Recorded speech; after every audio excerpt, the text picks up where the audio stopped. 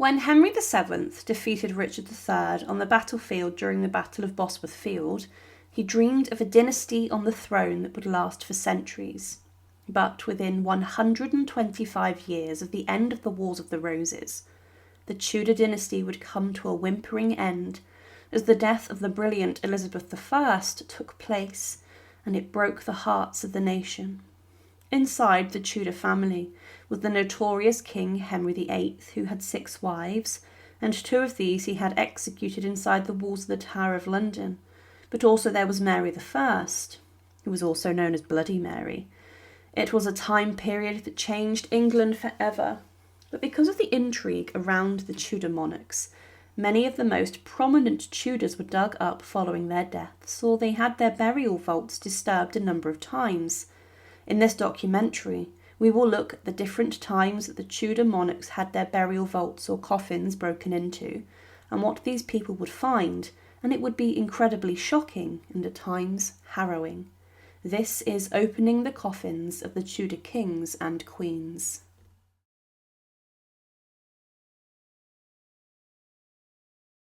One of the most influential and notorious royal families in history was the Tudors, and their kings and queens would change the face of England forever.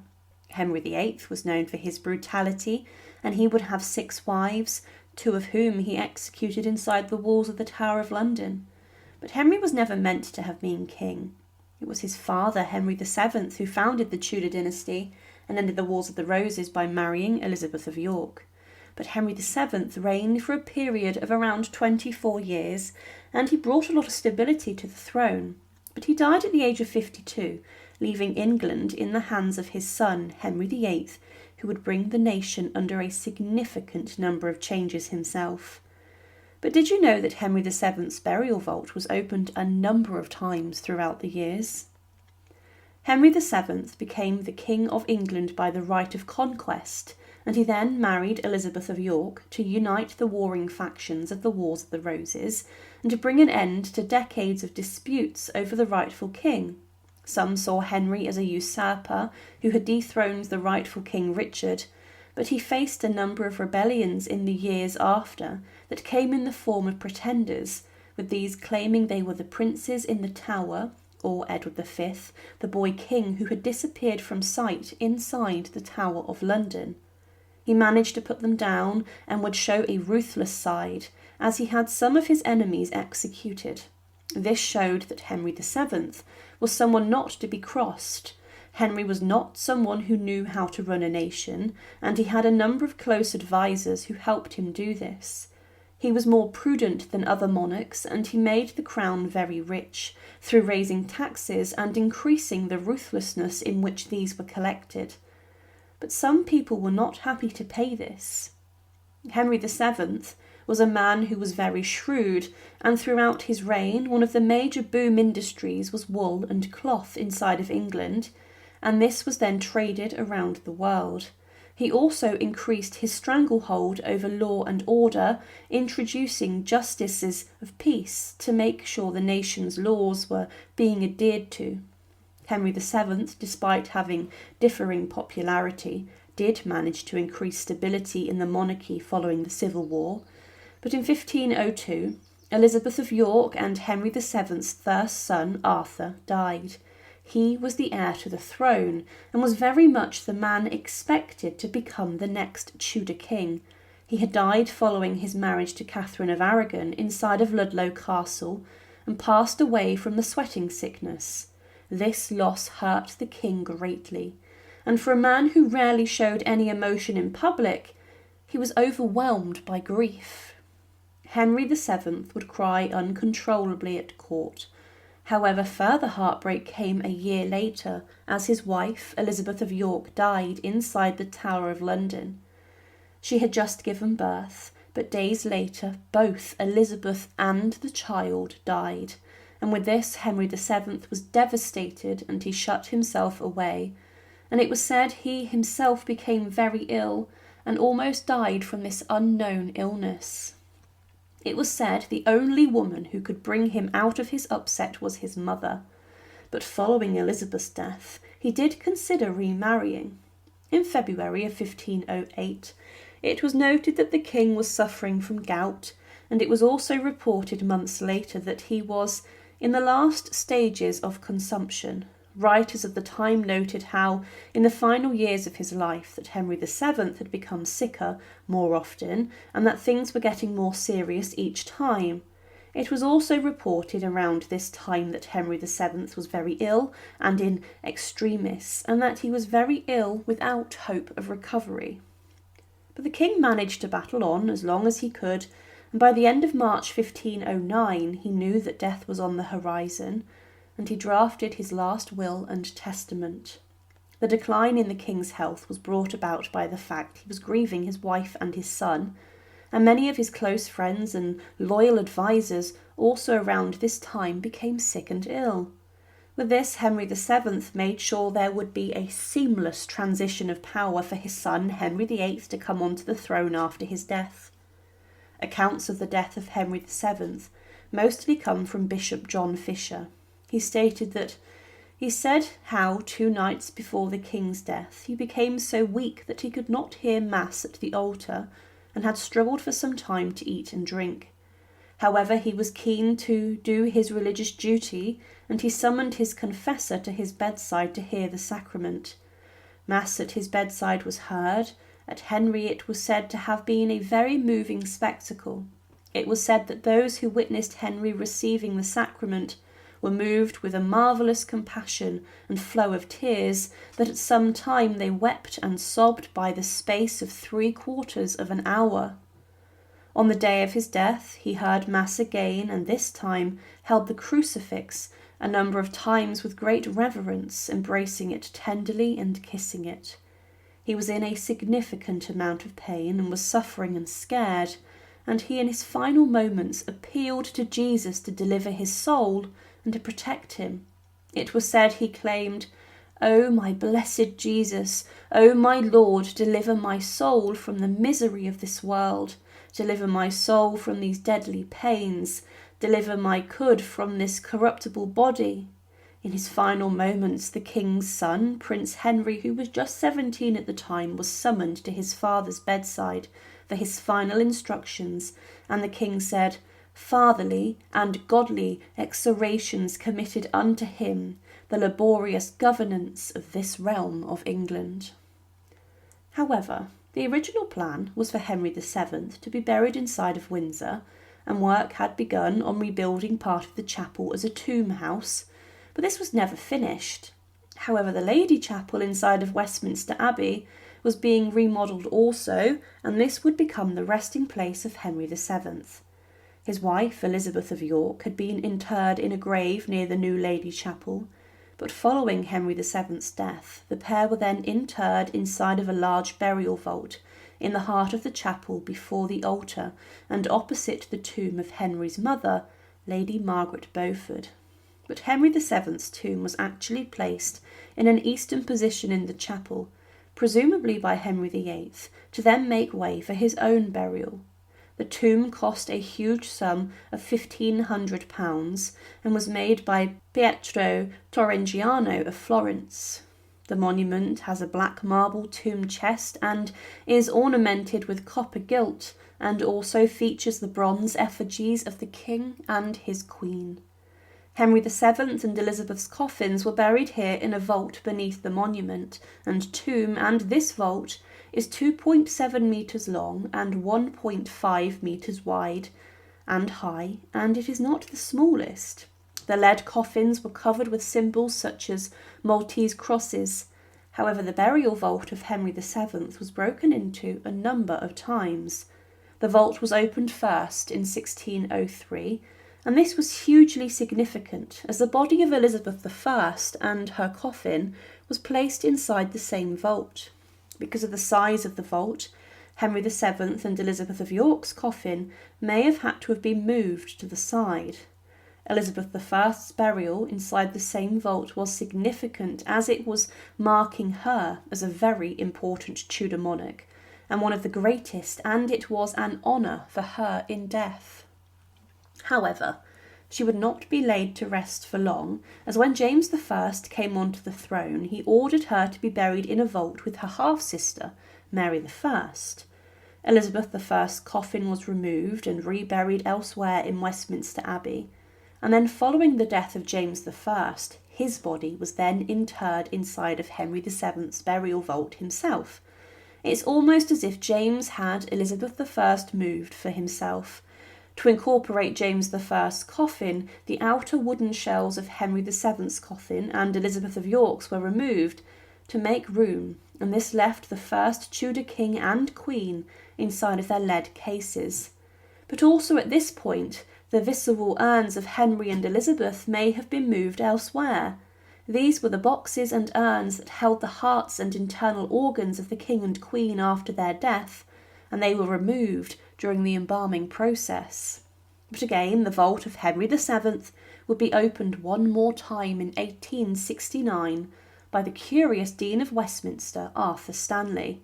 He was looking for the coffin of James I, and of course he found this alongside Henry VII, and he commented on the lead shrouded body of Henry VII. He also sketched what he saw, and it was rather disturbing of an image, with the three shrouded bodies lying inside the vault eerily. Henry VII is remembered for being a steady king who brought stability following the Wars of the Roses.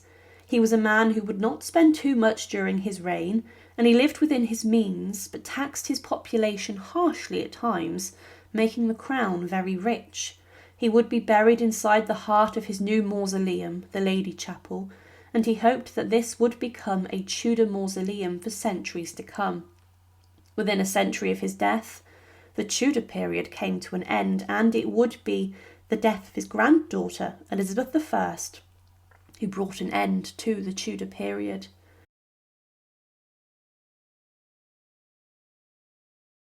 The most brutal and shocking king ever to rule over England was Henry VIII.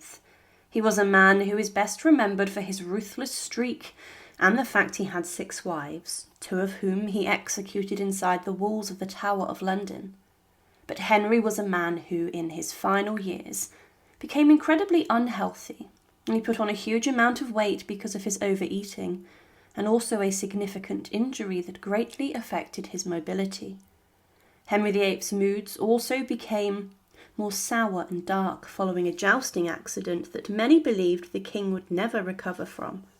But in the year 1547, the notorious Tudor king became ill, and he then died in the relative calm and serenity of his bedchambers in the Palace of Whitehall. This was very different to the chaos that emerged throughout his reign over England, but the king was then, following a huge procession, taken to his burial place inside of St George's Chapel in Windsor Castle. But the burial vault in which Henry VIII was interred in was never supposed to be his final resting place, but almost 500 years after his death, the notorious Tudor king is still laid to rest there. But his burial vault has been broken into a number of times and has even been raided, with one man trying to steal the king's bones. It was on the 28th of January, 1547, that inside of his bedchambers King Henry VIII died. In his final moments he was attended on by his great friend and close companion, the Archbishop of Canterbury, Thomas Cranmer, who struggled his way to the Palace of Whitehall. But after his death the king's body was washed, and it was then time for the embalming process. This was normal during Henry's time, and his heart was cut out of his body, as were a number of his vital organs, and these were then placed inside lead boxes of vessels to be buried away from his body. The chest cavity was then also filled with spices to keep away decay in an attempt to keep his remains in a good state and condition. But the king's body was then placed inside of a huge coffin which was lead-lined itself, and he was left to lay in state inside of a presence chamber, and the preparations were then made for the funeral procession towards Windsor Castle, and the chapel inside of the walls of the castle where Henry's 3rd wife, Jane Seymour, had been buried. In his will, Henry VIII had specifically stated that he wanted to be buried alongside his 3rd wife, the woman who gave him his heir, Edward VI, but Jane died inside of Hampton Court Palace shortly after childbirth, She was placed inside of a purpose-built burial vault under the choir in the heart of the Order of the Garter's chapel, showing Jane's importance. Her heart was buried inside of Hampton Court Palace in the chapel, but Henry decided that he wanted his much larger coffin to be laid to rest alongside Jane. But the plan was for the pair to then be interred inside of a huge tomb inside of Westminster Abbey one day, and the plans for this were drawn up. This tomb would have been the largest ever made in England, and Italian sculptors did their best to finish this. But Henry died before it, and his children would never complete it, such was the cost to do this. The tomb of Henry VIII was then abandoned, and Henry's dreams of being buried inside of a huge memorial would never be achieved. But the coffin of Henry VIII was then taken on the huge procession to Windsor, and the procession is 4 miles long, and some of the roads of the town had to be widened so it could pass by. The hearse which the coffin was placed on top of was carried by black horses, and on the coffin was a large wax effigy of the king dressed in his finest clothes and covered in jewels. This was for many who witnessed this the first time they'd seen what their king looked like.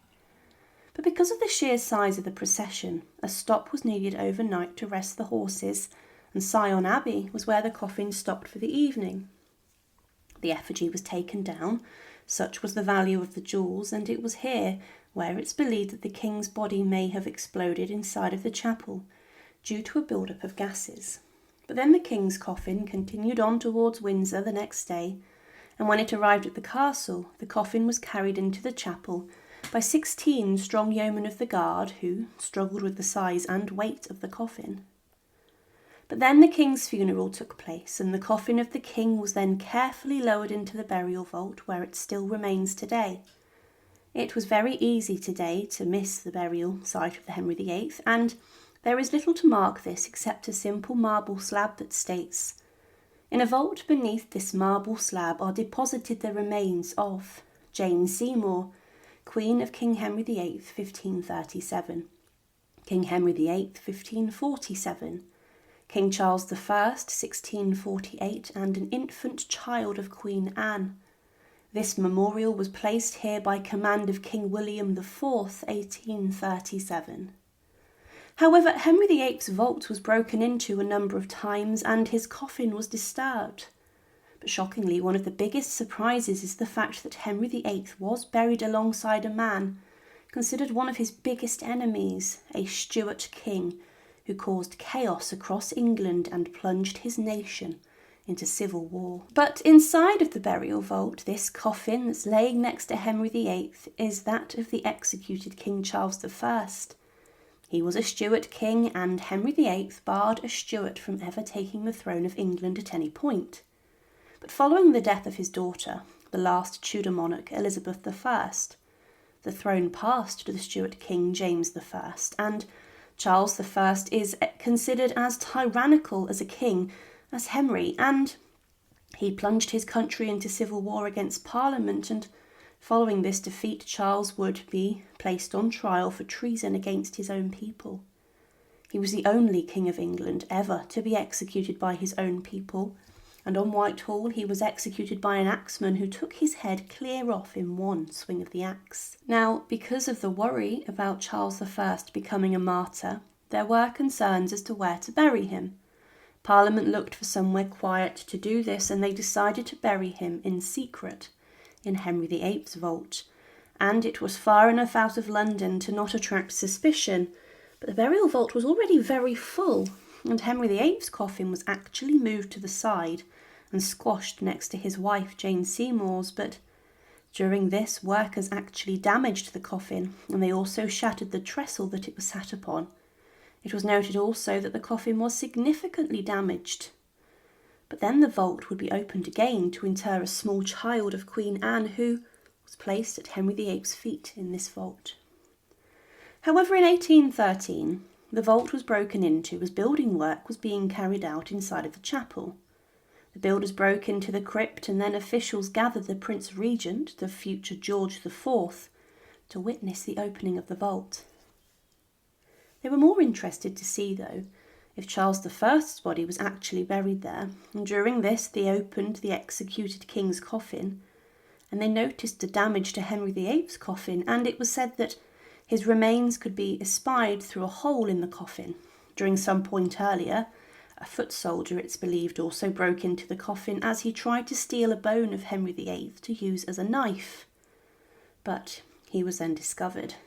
Despite the damage to the coffin being documented, it's never been claimed that work has been done to better encase the Tudor king's body, and no records of this exist, meaning that today Henry VIII's remains may be exposed to the elements beneath the feet of thousands of tourists who walk over his vault every single day. Henry VIII, though, is one of the most shocking and ruthless kings who ruled over England, but he did not get his wish when it came to his tomb and burial vault. He dreamed of his tomb being a huge spectacle to be witnessed for centuries, but he is still buried in this nondescript and quiet vault centuries after his death.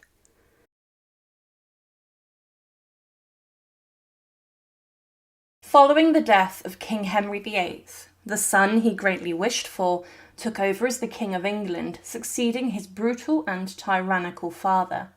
But the plan was for Edward VI to reign for a long time, and for his son's children to then continue the Tudor dynasty for centuries. But this never happened, as at the age of 15 inside of Greenwich Palace, the ill King of England succumbed to a terrible death, and he was for his last few months suffering. Edward VI was buried following his death inside of Westminster Abbey, but his resting place for a long time was lost. However, in the centuries after, his coffin was located and his coffin was even opened, and what those curious people found when they opened the casket was shocking. When Edward VI was just 9, his father, Henry VIII, died and was then crowned king inside of Westminster Abbey. A regency council was established to help him rule, and at the top of this was Edward Seymour, his uncle, the Lord Protector. However, in 1550, Edward VI was stricken with a mysterious illness which was very serious, and the royal doctors and physicians believed that this was possible, that Edward could have died, and because of this they were worried who would become king or queen next if Edward, the young boy, did die. However, Edward VI did recover from this, and this bout of ill health was kept a secret. But in the years following, the boy king did suffer another illness which was deadly. He would before this catch measles and also smallpox, but he did manage to recover again, showing that he was strong and was not always sickly and could demonstrate strength. But the king was at this time a little deaf and also wore glasses. However, in the December of 1552, things took a turn for the worse. Edward VI began to show signs of tuberculosis and measles, and the measles had caused the problems with his immune system. On the 15th of February 1553, it was said that the king was sick with a feverish cold, and Mary, his eldest sister, came to visit him. However, he was during this meeting bedridden, and he was displaying a very violent cough. Some rumours dominated the royal household that he had been poisoned, but to many, the king's health remained a secret. He had a number of different symptoms, which were all very serious, and the best doctors and physicians across England were brought in to treat him. One woman, who it's believed was almost like a faith healer, was let into the king's apartments, and she administered a potion that almost killed the king and caused his limbs to swell up. However, on the 17th of March 1553, things continued to take a turn for the worst. Edward VI, the son of King Henry VIII, was now a thin and weak young boy who was very gaunt, and the doctors recorded that he was approaching his death. In the April of 1553, his health did pick up slightly as he was spotted walking in a local park, and he was then sent to Greenwich Palace to recover. But it was here where he would die. Edward was seen in the gardens growing weaker, but he was coughing up blood, and some doctors still believed he would recover. But there was a belief that there was a tumour in his lungs causing his high fever, but his stomach was very swollen, and he also broke out in sores and ulcers. On the 17th of May 1553, he met with European ambassadors, and he was very weak during this, but his body continued to swell, as did his head and legs, and he was given tablets to help him sleep. However, then, adaptations were made to the line of succession, and the throne was then to be given to Edward's cousin, Lady Jane Grey. In mid-June he was not eating, and doctors predicted that he had a matter of days left to live. The king's last few days were horrific, as he could only lay on his back and his hair was falling out. On the 1st of July he was spotted by a crowd at a window, but on the 6th of July, 1553, Edward VI, at around 8 in the evening, died in the arms of Sir Henry Sidney. He said his final words, "I am faint. Lord, have mercy upon me, and take my spirit." The doctors then, following his death, opened up his chest, and they found out that the king's lungs were infected, and he had 2 ulcers on them. Edward VI's body was embalmed, and then sealed in a lead coffin for burial, and he was then to be buried inside of Westminster Abbey. Thomas Cranmer, the Archbishop of Canterbury, officiated the service, and the funeral procession was similar to King Henry VIII's. Edward's body was taken by barge to Whitehall, and the night before the funeral he was taken to Westminster Abbey, along with a large procession, and it was a huge event of pageantry. Many people cried and were upset when they saw the king's coffin, and once his body was taken into the abbey, it was surrounded by burning candles. The funeral service was performed, and Edward VI's body was lowered into a white marble vault in front of an altar, which had been made by Pietro Torrigiano for his grandfather, Henry VII. There were plans considered for Edward VI's funeral, and there was a debate as to place Edward VI inside of a tomb, close to where his father Henry VIII had been buried in St George's Chapel in Windsor, but the tomb was never finished or worked on. Edward VI's burial vault itself was very small, measuring 2.3 metres long and 75 centimetres wide, and this was close to the entrance of a much larger vault of his grandparents, Henry VII and Elizabeth of York, the founders of the Tudor dynasty. There were later talks, even later on, to bury Edward VI alongside his half-sister Mary I in the same tomb, but as mentioned, nothing would ever be made for the boy king. However, during the English Civil War of the 17th century, the altar marking where Edward VI was buried was destroyed by Puritans in 1643, and it's believed that the burial vault of Edward may have also at this time been disturbed or broken into. This was common at the time for many royal burials, as Puritans and other parliamentarians ransacked tombs and burials of those who were a symbol of the monarchy. But centuries later, in 1868, fragments of the altar were found, and a new one was then built marking where Edward VI was buried. However, the burial vault of Edward VI was then opened, and the Tudor king's coffin was found. It was said in 1868, when the royal vault was opened, that Edward VI's outer coffin, the wooden shell that had been partly cleared away, and it was damaged, meaning that someone had previously been in and had done this to the vault. It could have been the Puritans. However, there had been some damage to Edward's coffin, and also some effort to even possibly break into his tomb. It was also said that the lead coffin of the boy Tudor king had deformed as well as wasted by long corrosion. Because of this, it meant that Edward VI's remains were on display and could be seen through the coffin, and there were no repairs done to give the Tudor king a new coffin.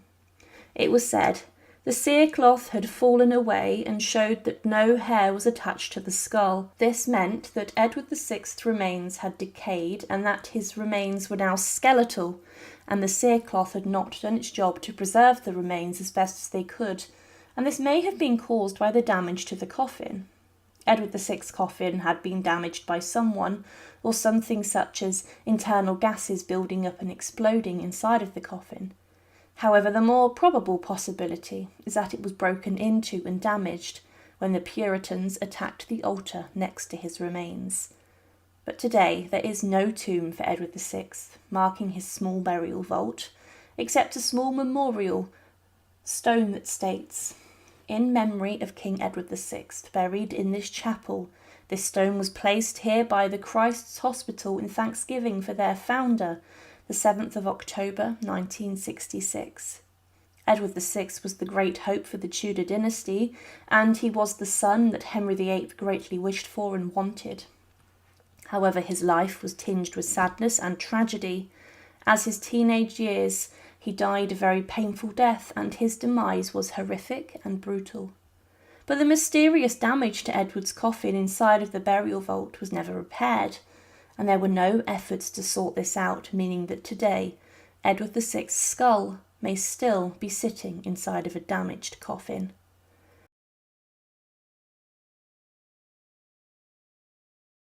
One of the most shocking and notorious queens ever to have ruled over England was the eldest daughter of Henry VIII, who was known as Bloody Mary. She was the queen who burned over 200 people at the stake for their differing religious beliefs, and Mary's short but brief reign was one which was very turbulent. She would reverse the huge religious changes her brother Edward VI and father made, and this led people to be rather confused, and they did not know where they stood. But Mary's reign was not long, and many believed she would never be a ruling queen. However, Mary suffered with a lot of severe health problems in her life, and these eventually contributed to her death. Mary I died at the age of 42 inside of St James's Palace, and Mary was then buried inside of a burial vault in Westminster Abbey, close to where her grandparents, Henry VII and Elizabeth of York, were buried. But the burial vault of Mary I was disturbed a number of times, and shockingly, when it was last opened, what those people found was shocking. Mary I, despite being the ruthless monarch who burned many people at the stake, was a woman who suffered a great deal with her health and well-being.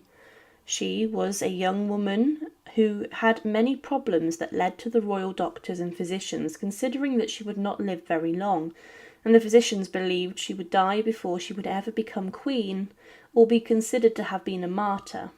She was living in the 16th century, a time where there were huge disease outbreaks plaguing England. Mary suffered with a number of serious swellings in her stomach when she became queen, and she believed she was pregnant, but no child ever came. And today it's considered that she suffered from ovarian or uterine cancer. But in 1558, Mary I made preparations for her death, and she claimed that she wanted Philip II to act as the regent if she ever had a child, but this would not be popular, as Philip was hated. There were never any children ever born to Mary I, and with this she then had to consider who her successor would be, and she turned to her great rival, Elizabeth, her half-sister, who would go on to become Queen Elizabeth I. In 1558, there was a huge amount of influenza and flu, which was causing chaos across England, and it was killing people at the rate of which the Black Death was. The flu lingered on, and it would claim its victims over time. But Mary tried to avoid the disease, but in the summer of 1558, she was suffering with depression and a huge lack of sleep. It was said in August that Mary had dropsy, and she had a fever which was low, and because of this she was considered on death's door. Because of this, Mary moved from Hampton Court Palace to St James's Palace, and she did have a high fever, bouts of dizziness and confusion, and also severe headaches. Mary also went blind, and she did recover a bit. However, with her growing depression and severe fever, she continued to go downhill. In the October of 1558, many of Mary's advisers had to make a decision, and the Privy Council then convinced the Queen to make her will, and they considered their own positions, and many began to schmooze Elizabeth in preparation for Mary's death, and they wanted a role inside of her new government. But in her final days, Mary did name Elizabeth her successor, and she went blind as her servants began to pray for her soul. She had bizarre dreams, and in the morning of the 17th of November 1558, she had a final mass said for her, and at around 4 a.m. she died peacefully. The servants believed she had fallen asleep, but she died, and the doctors confirmed her death. The funeral service was then planned, and it was to take place at Westminster Abbey. Mary I's reign over England was very short, but she made history, being the first queen to reign in her own right after being crowned during a coronation. And she was interred inside of Westminster Abbey. Her body was taken to Westminster in a large procession. On top of the coffin was a lifelike effigy of Mary, which was wearing coronation robes, and it had her orb and sceptre on the coffin also. It was Mary's show of royal power and importance even in her death, and despite the fact she was a very unpopular monarch, the funeral procession then made its way into Westminster Abbey. But Mary was then buried inside of the north side of Henry VII's Lady Chapel. There, today, is little that marks the reign or life of Mary I in her death and demise. There's no funeral effigy or tomb. There isn't a grand memorial either, just a small stone that says that Mary I was buried there. But in the 19th century, the tomb of Mary I was broken into and opened. However, one thing to consider is that this was not the first time it was broken into. Elizabeth I, following her death, was initially buried inside of Henry VII and Elizabeth of York's tomb, but James I, her successor, then ordered the exhumation of Elizabeth so that she could be buried in the same vault as Mary. Because of this, Mary's coffin was moved, and actually, in an act of disgrace against the former Catholic Queen, Elizabeth I's coffin was placed directly on top of Mary's to signal that Elizabeth was much more important than Mary. But in 1880, Arthur Stanley, the Dean of Westminster, encountered the burial vault of Mary I, and he wrote an account on what he saw. He found the coffins of Mary and Elizabeth, and he recorded what he saw, and he said, "The excavations, however, had almost laid bare the wall immediately at the eastern end of the monument of Elizabeth, and through a small aperture a view was obtained into a long, narrow vanlet immediately beneath her tomb. It was instantly evident that it enclosed two coffins, and two only, and it could not be doubted that these contained Elizabeth and her sister Mary, the upper one larger and more distinctly shaped in the form of the body, like that of Mary Queen of Scots, rested on the other.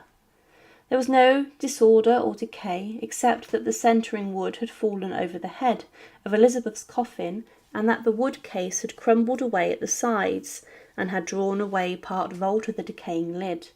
No coffin plate could be discovered, but fortunately the dim light fell on a fragment of the lid slightly carved. This led to a further search, and the original inscription was discovered.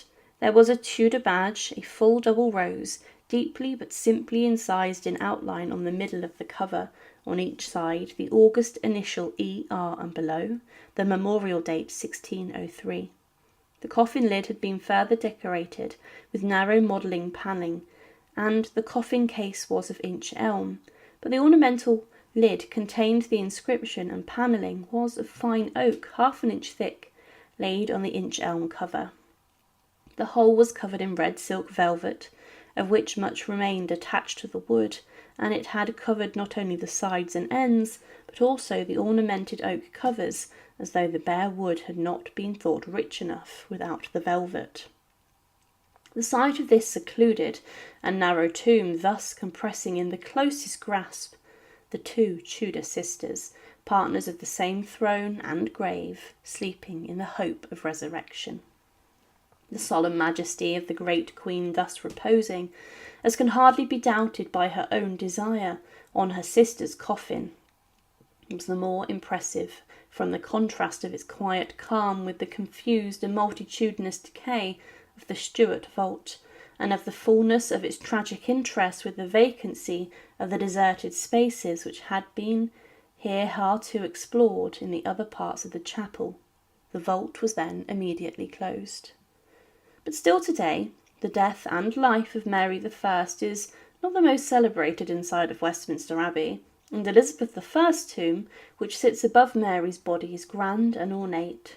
Mary I was never given her own burial vault, unlike many other kings and queens buried inside of Westminster. Her vault is not filled with the coffins of others, and still today it's believed only her and Elizabeth's coffin lay in the vault.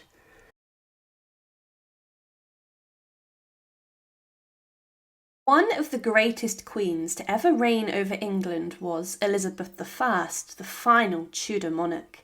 It was during her decades on the throne that she saw the Elizabethan period, a time of great change where writers such as Shakespeare were thriving, and she managed to also see off some great threats to her throne. Elizabeth I ended the life of one of her greatest opponents, Mary Queen of Scots, by having her executed inside the walls of Fotheringhay Castle. But Elizabeth I also managed to defeat the Spanish Armada, the greatest enemy and army of the time across Europe, but Elizabeth was a queen who was loved by her followers and population, and she was very popular. Following her death in 1603, there was a huge outpouring of grief across England and the nation, and many people could not see what the nation would be like without her reigning over them. However, following her death, she was interred in a burial vault with her grandfather, Henry VII, before she was then dug up and moved to her final resting place. But what is this burial vault like, and why was it broken into? It was in the morning of the 24th of March 1603 that Elizabeth I died. She had suffered in the final months of her life with depression, and she had ruled for a very long time. But she was an elderly woman by the standards of the early 17th century, and she had lived for some time. She had defied many bouts of illness throughout her life, and she had beaten smallpox, a deadly disease that struck many people across England every year. But one issue that Elizabeth's court had with regards to her death was what to do with the throne following her death. She did not have any children.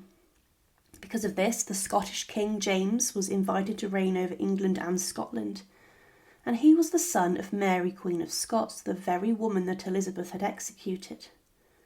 Elizabeth I in her final days was very depressed, and she often was very vacant and seemed deep in thought.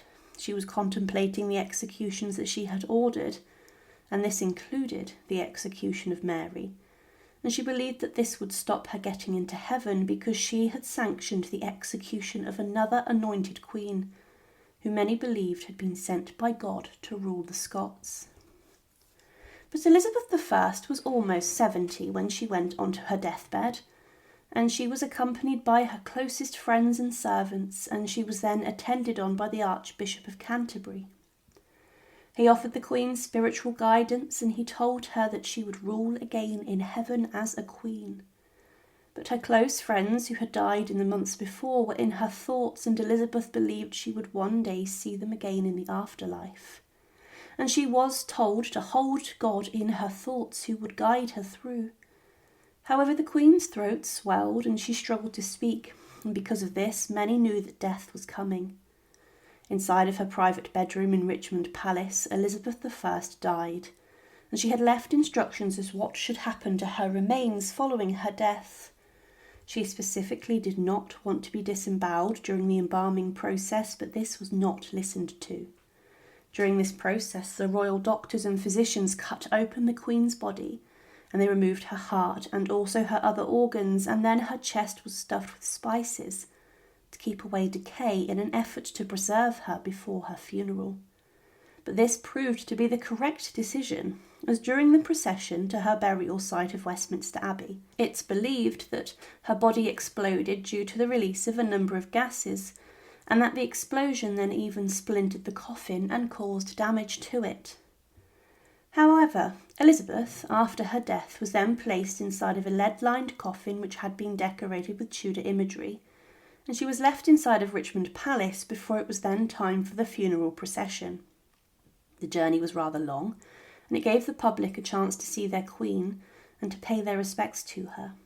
Elizabeth's coffin was placed on the royal barge and was then transported down the River Thames and then travelled towards the Palace of Whitehall. The coffin was covered in black velvet, and her ladies kept watch on it. However, it was claimed that during the procession on the Thames that the oars at every stroke did tears let fall, and it was a very sorry sight. One onlooker wrote of the funeral procession that begun on the 28th of April 1603 that the city of Westminster was subcharged with a multitude of all sorts of people in the streets, houses, leads and gutters that came to see the obsequies. There was such a general sighing, groaning and weeping as the like has not been seen or known in the memory of man. On top of Elizabeth I's coffin was also her funeral effigy, which was dressed in her Parliament robes, and on the head of the effigy was the crown of the Queen. In her hands were the sceptres of power, and this was significant, as this was a first time for most that they had seen an image of their Queen. When the coffin arrived at Westminster Abbey, it was carried into the church by the yeomen of the guard, and the funeral of the Queen was conducted by Dean Andrews of Westminster, and following this her coffin was taken to the Lady Chapel ready for burial. To begin with, the burial vault was actually the same as Henry VII and Elizabeth of York's, and she was buried under the tomb of her grandparents, which was said to have been an honour, and at the heart of the Lady Chapel. But then following this, her body would be moved later on. James I, the Queen's successor, was determined to win over his new population, and one way in which he did this was to honour Elizabeth, as she was so popular. He ordered a large tomb to be built for her, but he also ordered that Elizabeth should be exhumed and then moved to a different vault, the vault being her half-sister's, Mary I's, resting place, and it was then said that Elizabeth's coffin should be placed directly on top of Mary's to express her dominance over her half-sister in her reign. This tomb for Elizabeth is huge and is still there today, and she was buried in a room opposite her rival, Mary, Queen of Scots. It was said that 46 shillings and 4 pence was paid for the removal of Elizabeth's body, and then for the reburial in the new vault. However, in 1880, a book was published by the Dean of Westminster, Arthur Stanley, and in this he documents his exploration into the different vaults and burial sites of Westminster Abbey. He had been given special permission to look inside the royal vaults, and he wanted to locate the coffin of King James I. And he did find this in the burial vault of Henry VII and Elizabeth of York. So James had moved Elizabeth I out of this vault so that he could then be buried inside of it. But Arthur Stanley then explored some other rooms from the royal vault, and he came across an aisle underground at the east end of the tomb of Elizabeth I, and he found a small opening in the wall where he then crept through and entered the burial vault of Elizabeth I and Mary I. There were no other coffins, but Elizabeth I's remains had been laid to rest for 2 centuries. He wrote about what he saw and said, "The excavations, however, had almost laid bare the wall immediately at the eastern end of the monument of Elizabeth, and through a small aperture a view was obtained into a low, narrow vault immediately beneath her tomb. It was instantly evident that it enclosed 2 coffins, and 2 only, and it could not be doubted that these contained Elizabeth and her sister Mary, the upper one larger, and more distinctly shaped in the form of the body, like that of Mary Queen of Scots, rested on the other. There was no disorder or decay, except that the centering wood had fallen over the head of Elizabeth's coffin, and that the wood case had crumbled away at the sides and had drawn away part vault of the decaying lid. No coffin plate could be discovered, but fortunately the dim light fell on a fragment of the lid slightly carved. This led to a further search, and the original inscription was discovered. There was the Tudor badge, a full double rose, deeply but simply incised in outline on the middle of the cover. On each side the august initials E.R. and below the memorable date 1603. The coffin lid had been further decorated with narrow moulded panelling. The coffin case was of inch elm, but the ornamental lid containing the inscription and panelling was of fine oak, half an inch thick, laid on the inch elm cover. The whole was covered in red silk velvet, of which much remained attached to the wood, and it had covered not only the sides and ends, but also the ornamented oak cover, as though the bare wood had not been thought rich enough without the velvet. The sight of this secluded and narrow tomb, thus compressing in the closest grasp the 2 Tudor sisters, partners of the same throne and grave, sleeping in the hope of resurrection. The solemn majesty of the great Queen thus reposing, as can hardly be doubted by her own desire, on her sister's coffin, was the more impressive form the contrast of its quiet calm with the confused and multitudinous decay of the Stuart vault, and of the fullness of its tragic interest with the vacancy of the deserted spaces which had been inherited too, explored in the other part of the chapel. The vault was then immediately closed. Not since Arthur Stanley ventured into the burial vault of Elizabeth I has anyone, it's believed, ever been in and documented what they saw. It's considered a sacred space, and the final Tudor monarch is laid to rest in a better manner than others inside of Westminster Abbey had been. Thank you for watching, and to support, please subscribe to Her Remarkable History. Thank you.